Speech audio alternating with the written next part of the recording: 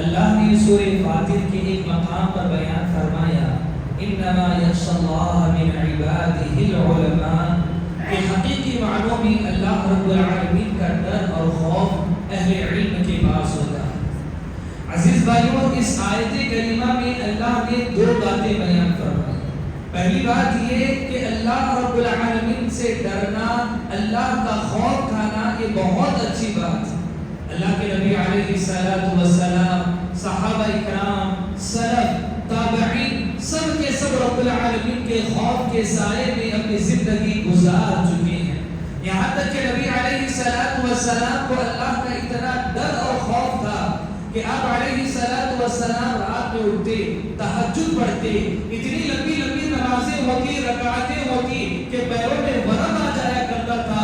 آپ سورہ بقرہ، سورہ آل عمران، سورہ نساء، اتنی بڑی بڑی سورتیں آپ پڑھ لیا کرتے تھے، پیر سن جایا کرتے تھے، اور قرآن مجید کی تلاوت کے درمیان نبی علیہ السلام اتنا روتے کہ صلی اللہ علیہ وسلم کی آواز ہچکیوں میں بدل جایا کرتی، اور جب ہچکیاں بڑھ جاتی تو نبی صلی اللہ علیہ وسلم کے سینے سے یوں آواز آتی گویا کسی ہانڈی میں پانی یا شوربہ ابل رہا۔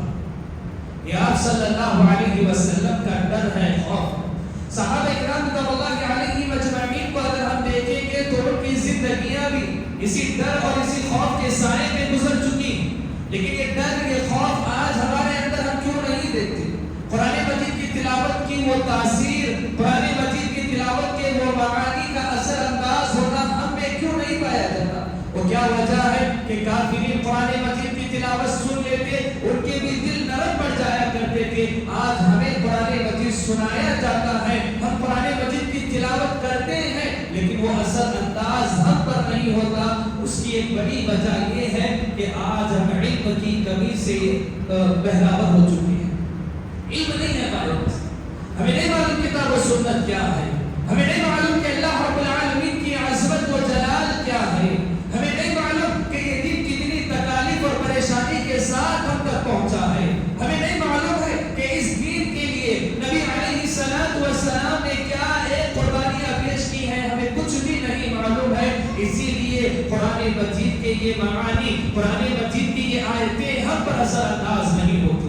اگر ہم اس کے معانی کو سمجھتے، اگر ہم اس کے مطالب کو سمجھتے، اگر ہم اس کے تراجم کو سمجھتے، اگر ہم اس کے شان نزول کو سمجھتے، تو یقین جانے ہمارے اندر وہی کیفیتیں پیدا ہو جاتی جو صحابہ اور سلف میں ہم نے دیکھی ہے، جو نبی علیہ السلام میں ہم نے دیکھی ہے۔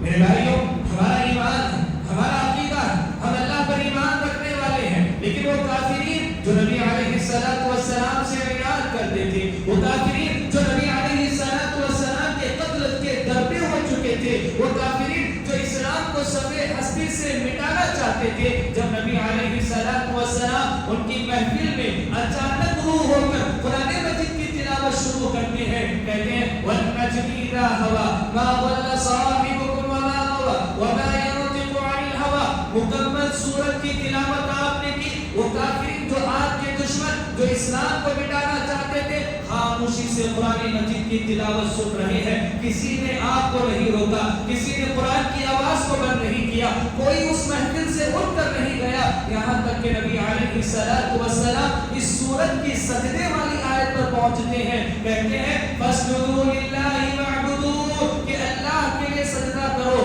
اللہ کی عبادت کرو، تو سب کے سب کافر سجدہ ریز ہو جاتے ہیں۔ یہاں تک کہ مسلمانوں کا ایک بڑا دشمن امیہ بن خلف بھی اس محفل میں تھا، جو بلال حبشی کا غلام تھا، جو بلال حبشی کا مالک تھا، جس نے بلال حبشی کو تکلیفوں سے دوچار کیا تھا، وہ زمین سے مٹی اٹھا کر اپنے ماتھے پر لگاتا ہے، اس کے اندر بھی ایسا انداز ہے۔ عزیزوں، کہ آپ کو معلوم ہے کہ قرآن مجید ہی تھا جو عمر بن خطاب کی زندگی میں انقلاب برپا کر چکا تھا۔ ہمیں علم نہیں ہے، ہم اگر اس کے معانی مطالب کو سمجھتے تو عمر بن خطاب کے جیسے رائے ہدایت ہمیں بھی مل جاتی کہ ایک مرتبہ عمر بن خطاب مکہ المکرمہ میں ہے، نبی علیہ السلام سورہ حاقہ کی تلاوت کر رہے ہیں، عمر بن خطاب نے تلاوت سنی تو کہا یہ کسی شاعر کا کلام ہے۔ نبی علیہ السلام سورۃ الحاقہ کی اس آیت کریمہ پر پہنچے، وما هو بقول شاعر، یہ کسی شاعر کا کلام نہیں ہے، قلیلا ما تؤمنون، اس پر ایمان لانے والے بہت کم ہیں۔ عمر بن خطاب پریشان کہ میں نے دل میں ایک بات سوچی تھی، نبی علیہ السلام نے اس کا جواب دیا۔ عمر بن خطاب نے کہا کہ یہ شاعری نہیں تو پھر یہ کاہنی ہے۔ اللہ کے نبی علیہ السلام نے سورہ حاقہ کے ایک اور آیت تلاوت کی، نماز میں ہے، وَلَا بِقَوْلِ کَاہِنٍ، یہ کسی کاہن کا کلام نہیں ہے، قَلِيلًا مَا تَذَكَّرُونَ، مگر اسے سمجھنے والے، اس سے نصیحت حاصل کرنے والے کم ہی ہیں۔ عمر بن خطاب کے دل میں اسی وقت اسلام چلا گیا تھا، وہ قرآن مجید سے اثر انداز ہو گئے تھے۔ میرے بھائیوں، نبی علیہ السلام نے مسلمانوں کو حبشہ ہجرت کی اجازت دی۔ حبشہ جب مسلمان چلے گئے تو کافرین کو یہ دیکھا نہ گیا، انہوں نے اپنے دو قاصدوں، دو سفیروں کے ذریعے بہت سارا مال، تحفہ، تحائف دے کر حبشہ کے بادشاہ نجاشی کے پاس بھیجا اور کہا کہ یہ تحفے دینا، یہ انعامات دینا، یہ گفٹس بادشاہ کے سامنے رکھنا اور کہنا کہ اے بادشاہ، جو مسلمان ہمارے پاس سے بھاگ کر آئے ہیں، آپ ان کو ہمارے حوالے کر دیں، ہم انہیں لے کر چلے جائیں۔ بادشاہ نے کہا کہ تمہاری بات سن کر میں فیصلہ نہیں کروں گا۔ اس نے مسلمانوں کو بلایا، معاملے کی تحقیق کی، مسلمانوں نے قرآن مجید کی تلاوت سنائی، سورہ مریم کی تلاوت سنائی، تو بادشاہ سمجھ گیا اس بات کو کہ مسلمان حق پر، اور پھر وہ بھی اسلام قبول کر چکا، نجاشی بادشاہ بھی اسلام قبول کر چکا۔ اور آپ کو بتاؤں، جب مسلمان جعفر بن ابی طالب رضی اللہ تعالی عنہ قرآن مجید کی تلاوت کر رہے تھے، حبشہ کے دربار میں بیٹھے نجاشی بادشاہ اور اس کے تمام وزراء زار و قطار رو رہے تھے، اللہ رب العالمین کے دربار میں اپنے آنسو بہا رہے تھے۔ کیا کیفیت تھی قرآن مجید کی تلاوت میں؟ آج ہم نے یہ کیفیت نہیں ہے، کیونکہ ہم نے زندگی کو یہ موقع نہیں دیا کہ ہم قرآن مجید کو سمجھ سکیں۔ میں اگر آپ کو علماء کے اقوال بتاؤں تو بعض علماء نے یہ کہا کہ قرآن مجید کی زبان کا سیکھنا تمہارے لیے ضروری ہے۔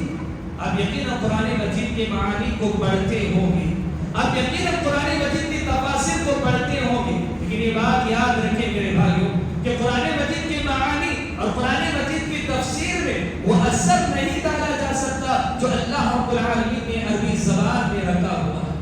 جو عربی زبان میں کیفیت پیدا ہوگی وہ کبھی تمہیں اردو کے معانی کو پڑھتے وقت وہ کیفیت آپ کے اندر نہیں آئے۔ صحابہ کرام رضوان اللہ علیہم اجمعین قرآن مجید کی تلاوت کرتے، اس کے معانی کو وہ سمجھنے والے، اس کے مطالب کو وہ سمجھنے والے، بلکہ ان سے زیادہ قرآن مجید کا سمجھنے والا نبی صلی اللہ علیہ وسلم کے بعد کوئی تھا ہی نہیں۔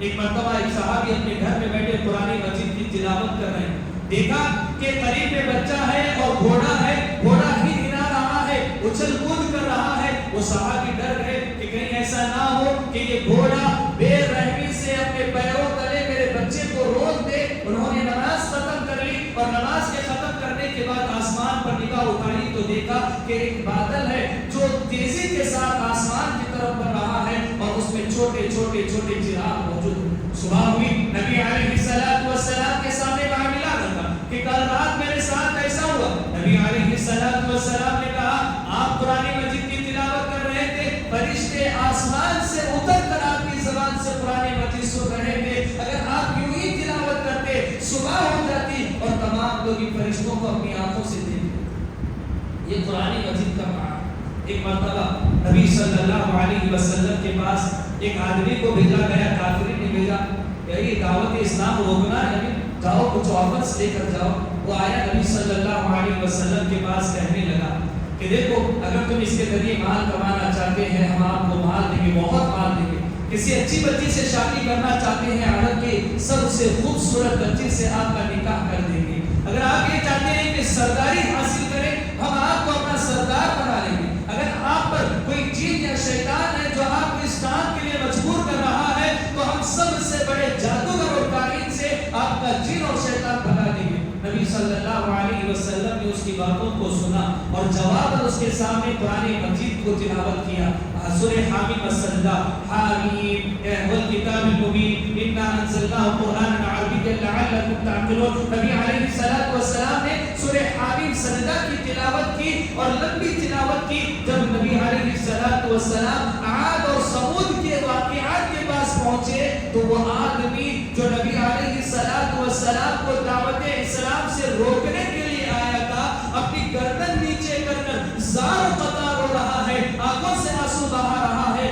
ٹوٹ جاتا ہے. نبی صلی اللہ علیہ وسلم کے ہونٹوں پر اپنا ہاتھ رکھ کر کہتا ہے کہ اب بس کرے، اب بس کرے، مجھے ڈر ہو رہا ہے، مجھے خوف ہو رہا ہے، میں اس سے زیادہ اس قرآن مجید کو سن نہیں سکتا، مجھے بہت خوف ہو رہا ہے. وہ کیا ڈر تھا، وہ کیا خوف تھا. یہاں پر بھی وہ سورتوں کی تلاوت کی گئی، لیکن خوف کی وہ کیفیت ہم پر طاری نہیں ہوئی جو وہ کافر اور مشرک پر کافی طاری ہو رہی تھی. یہ آدمی یہاں سے اٹھ کر چلا گیا، تمام کافرین اس کے انتظار میں باہر کھڑے ہیں کہ کون سا آفر نبی صلی اللہ علیہ وسلم قبول کیے. جب اس کے چہرے کو دیکھا تو کہا کہ محمد صلی اللہ علیہ وسلم کا جادو اس پر بھی چل گیا. میرے بھائی کو علم حاصل کرنا ضروری ہے. قرآن مجید کے ساتھ سنت نبویہ کا بھی علم حاصل کرنا ضروری ہے. کم از کم اتنی تو تمہیں جانکاری ہو کہ نماز پڑھنے کا طریقہ کیسا ہے، نماز کتنی واجبیں ہیں، کون سی نماز سنتیں ہیں، کون سی نماز تمہارے لیے نوافل ہے. تراویح کسے کہتے ہیں، تہجد کسے کہتے ہیں، قیام اللیل کسے کہتے ہیں، یہ معلوم ہونا چاہیے آپ کو، ورنہ اس کے درمیان فرق کر کر گمراہی کا راستہ آپ اختیار کر لیں گے. آپ کو یہ معلوم ہونا چاہیے کہ نماز کے اراکین کیا ہے، اس کے مستحبات کیا ہے، اس کے مسنونات کیا ہے، اس کے واجبات کیا ہے. اس بات کا علم حاصل ہونا چاہیے. روزے کے اراکین، روزے کے واجبات، حج کے اراکین، حج کے واجبات. اسی طرح سے جو ہمارے زندگی سے جڑے مسائل ہیں، ان مسائل کو ہم جان لیں تاکہ کم از کم ہماری جنت ہم خود بنا سکیں. لیکن لوگوں کے اندر علم کی کمی اتنی دیکھی گئی ہے کہ لوگ بہت سارے مسائل میں اپنے آپ کو حل نہیں کر پاتے. مان لیں اللہ رب العالمین نے اس آیت کریمہ میں جو بیان کیا، انما یخشی اللہ من عبادہ العلماء، کہ یقیناً علماء ہی ہیں جو اللہ سے ڈرنے والے ہیں. کئی ایسے گناہ ہیں جن کے ارتکاب کے بعد اللہ رب العالمین نے کفارات کو مقرر کیا. اس گناہ پر یہ کفارہ، اس گناہ پر یہ کفارہ، اس گناہ پر یہ کفارہ ادا کرنا ہوگا. اور ہم میں سے کئی ایسے نوجوان ہیں، کئی ایسے بزرگین ہیں جو اس گناہ کا مسلسل ارتکاب کر رہے تھے اور محض انہوں نے توبہ و استغفار کر لیا. اللہ رب العالمین نے جو کفارہ ان کے لیے مقرر کیا وہ کفارہ وہ ادا نہیں کی. کیوں؟ علم کی کمی ان کے پاس، کتاب و سنت انہوں نے نہیں پڑھا. جیسے مان لیں کسی نے جھوٹی قسم کھائی، کسی نے قسم کھائی اور اپنی قسم کو وہ مکمل نہیں کر پایا، تو اس پر کیا کفارہ ہوگا؟ کیا توبہ و استغفار کر لینے سے یہ قسم جو ہم نے پوری نہیں کی تھی اس کا گناہ ختم ہو جائے گا محض توبہ و استغفار سے؟ یا کوئی کفارہ بھی اللہ نے اس گناہ پر مقرر کیا ہے؟ وہ کفارہ ہم ادا کریں گے تب اللہ تعالیٰ اس گناہ سے ہمیں پاک کرے گا. اگر ہم روزے کی حالت میں بیوی سے ہم بستری کر لیتے ہیں، ایسے موقع پر ہم پر کیا کفارہ ہے؟ کیسے اس گناہ سے ہم اپنے آپ کو پاک کریں گے، دھلیں گے؟ اس بات کا علم حاصل کرنا ضروری ہے. ہم نے لوگوں کو علم کی اتنی کمی میں دیکھا ہے. اسی مسجد میں کئی مرتبہ ایسا اتفاق ہوتا ہے کہ ایک نماز کے ختم ہونے کے بعد دوسری نماز شروع ہوتی ہے، صفیں آدھی مسجد تک بنتی ہے اور لوگ وہیں کے وہیں کھڑے رہ جاتے ہیں، گزرتے نہیں. لیکن کیا لوگوں کو یہ معلوم نہیں کہ امام کا سترہ ہی تمام لوگوں کا سترہ ہے؟ اس کے بعد امام کے علاوہ کسی کے آگے سے بھی گزر سکتے ہیں، لیکن نہیں معلوم ہے. اسی لیے نہیں معلوم ہونے کی وجہ سے اپنے آپ کو پریشانی مصیبت میں ڈال کر بیٹھے رہتے کہ نماز ختم ہوگی تب نکلے. علم حاصل کرنے کا یہ فائدہ ہے، اب بڑی روزانہ کچھ نہ کچھ علم حاصل کریں. اپنے دین کا ایک وقت آدھا گھنٹہ پونا گھنٹہ مقرر کرے کہ ہر دن نماز فجر کے بعد پہلے میں سیرت النبویہ پڑھوں گا، اس کے بعد صحابہ کی زندگی پڑھوں گا، اس کے بعد عقیدے کے مسائل پڑھوں گا، اس کے بعد فقہی مسائل پڑھوں گا. اور ان مسائل میں اگر کوئی مسئلہ میری سمجھ میں نہ آتا ہو میں علماء سے رجوع کروں گا، سلف کے اقوال معلوم کروں گا اور سلف نے اس کو کیسے سمجھا ہے ویسے میں سمجھنے کی کوشش کروں. لیکن ہماری زندگیاں گزر جاتی ہیں، ہمیں علم حاصل کرنے کی توفیق تو دور کی بات ہے، قرآن مجید کے پڑھنے کی توفیق نہیں ہوتی. کئی ایسے لوگ ہیں جن کی عمریں گزر چکی ہیں لیکن قرآن مجید کو ڈھنگ سے پڑھنا انہیں نہیں آتا. اور انہیں اس بات کا افسوس بھی نہیں ہے کہ مجھے قرآن مجید پڑھنا نہیں آتا، تجوید مجھے نہیں معلوم ہے، مخارج مجھے نہیں معلوم ہے. اللہ رب العالمین پوچھے گا افلا یتدبرون القرآن، کیا یہ قرآن کے معانی پر غور نہیں کرتے تھے؟ ارے قرآن کے معانی پر غور کرنا تو دور، ہمیں تو قرآن ڈھنگ سے پڑھنا ہی نہیں آتا. اللہ پوچھے گا میں نے تیرے لیے پیغام نازل کیا تھا، تیری ہدایت تیری رہنمائی کے لیے ایک قرآن مجید تیرے تک پہنچایا تھا، تو نے کتنے اسباب اس سے حاصل کی، کتنی نصیحت اپنے آپ کو پہنچائی، کتنا اس قرآن مجید کو پڑھ کر ضلالت اور گمراہی سے اٹھ گئے، کتنا اس کتاب کو پڑھ کر ہدایت اور صحیح راستے کو تم نے اختیار کیا۔ یہ بدعات، یہ خرافات، یہ ضلالات جو آج کل امت میں مسلسل بڑھتی جا رہی ہے، واحد طریقہ ہے اس کو ختم کرنے کا کہ ہر انسان کو قرآن مجید کی تلاوت، اس کے معانی، اس کے مطالب کو ہم سمجھائیں۔ اور یاد رکھیں، اگر کوئی آپ سے یہ کہتا ہو کہ قرآن مجید تمہارے لیے نہیں ہے، تم اس کی تلاوت کر دو، چھوڑ دو، اس کے معانی کو سمجھنا، اس کے مطالب کو سمجھنا یہ تمہارے بس کی بات نہیں ہے، یہ بڑے بڑے علماء کا کام ہے، تو آپ اس کے سامنے سورۃ القمر کی 4 آیتیں جس کو اللہ نے 4 مرتبہ سورۃ القمر میں نازل کیا اس کو سامنے رکھیں اور سوال کریں، وَلَقَدْ يَسَّرْنَا الْقُرْآنَ لِلذِّكْرِ فَهَلْ مِن مُّدَّكِرٍ، کہ اللہ نے کہا ہم نے نصیحت حاصل کرنے والوں کے لیے قرآن کو آسان بنا دیا، ہے کوئی نصیحت حاصل کرنے والا؟ قرآن آسان، آپ پڑھیں گے قرآن تو آپ تعویذ نہیں پہنیں گے، آپ قرآن مجید کی تلاوت کریں گے، آپ بابا اور مریدی کے چکر میں نہیں پڑیں گے، آپ قرآن مجید کی تلاوت کریں گے، علماؤں کے سامنے اپنے سر کو خم نہیں کریں گے، آپ قرآن مجید کی تلاوت کریں گے، تقلید کے اندھے راستے پر کبھی نہیں چلیں گے۔ اگر آپ قرآن مجید کی تلاوت کریں گے، یہ 10واں 20واں رجب شعبان اور اس طرح کے کئی ایک بدعات اور خرافات سے اپنے آپ کو پاک اور صاف کر لیں۔ محض قرآن مجید کی تلاوت ایک ہی راستہ ہے اس امت کو صحیح راستے پر لانے کا، وہ قرآن مجید کی تلاوت اور سنت نبویہ کی جانکاری اسے۔ اور میرے بھائیو یہ بات بھی یاد رکھیں کہ یہ علم ہی ہے جو ہماری کامیابی کا ضامن بن سکتا ہے۔ آج کل ہم یہ سوچتے ہیں کہ اگر پورے مسلمان متحد ہو جائے، متفق ہو جائے تو وہ کامیاب ہو جائیں گے، ہرگز ایسا نہیں ہے۔ آپ کی تعداد کروڑوں تک پہنچ جائے، کوئی آپ سے مقابلہ کرنے والا آپ کا 10واں ہو، آپ کی اتنی زیادہ تعداد ہو، تب بھی یاد رکھیں آپ کامیاب نہیں ہوں گے جب تک کہ آپ اللہ کی عظمت و جلال، قرآن مجید کے معانی، مطالب اور سنت نبویہ سے آراستہ اور پیراستہ نہیں ہوتے۔ ہمیں ضرورت نہیں ہے اس بات کی کہ ہم ہزاروں لوگوں سے اتفاق کریں اور حکومت کے سامنے اپنے آپ کو کھڑا کریں، اس بات کی ضرورت نہیں۔ آپ تنہا ہیں، آپ اکیلے ہیں، یہ سمجھ جائیں کہ اگر آپ نے قرآن مجید کے معانی، مطالب کو، دین کو سمجھ لیا، اب تنہا اور اکیلے کافی ہیں پورے کائنات سے مقابلہ کرنے کا۔ کیا ابراہیم علیہ السلام تنہا نہیں تھے؟ کون سی امت ان کے ساتھ تھی؟ کون سا گروہ ان کے ساتھ تھا؟ کون سا لشکر لے کر وہاں آگ میں کود رہے تھے؟ کچھ بھی نہیں تھا۔ ایک تنہا ابراہیم علیہ السلام تھے جو کبھی بادشاہ سے بدے مقابل ہوئے، کبھی اپنے گاؤں کے لوگوں سے مقابل ہوئے، کبھی اپنے باپ کے مقابل ہوئے، کبھی آگ کو اپنے سپرد کر دیا، اپنے آپ کو آگ کے سپرد کر دیا، لیکن ان تمام معاملات میں کامیابی صرف ایک راستے سے آئی کہ ابراہیم نے علم حاصل کیا کہ میرا رب صرف اور صرف اللہ ہے۔ اللہ نے قرآن میں کہا فَاعْلَمْ أَنَّهُ لَا إِلَهَ إِلَّا اللَّهُ، کم از کم اس بات کا تو علم حاصل کر لو کہ اللہ کے علاوہ کوئی معبود برحق نہیں۔ ترجمہ نہیں، علم حاصل کرنا ہے آپ کو، ترجمہ سب کو معلوم ہے، درگاہوں پر لکھا ہو لا الہ الا اللہ، اس کے باوجود نظر و نیاز، سجدے، رکوع، فاتحہ سب کچھ وہاں پر ہو رہا ہے۔ کیوں؟ لا الہ الا اللہ کو وہ سمجھ نہیں پائے۔ لا الہ الا اللہ پر کتابیں لکھی گئی، اب اس کلمے کو سمجھ جائیں، یہ تمام بدعات اور خرافات سے آپ اپنے آپ کو بچا لیں۔ تو علم کا حاصل کرنا بہت ضروری ہے۔ طلب العلم فریضۃ علی کل مسلم، ہر مسلمان پر علم کا حاصل کرنا واجب بن جاتا ہے۔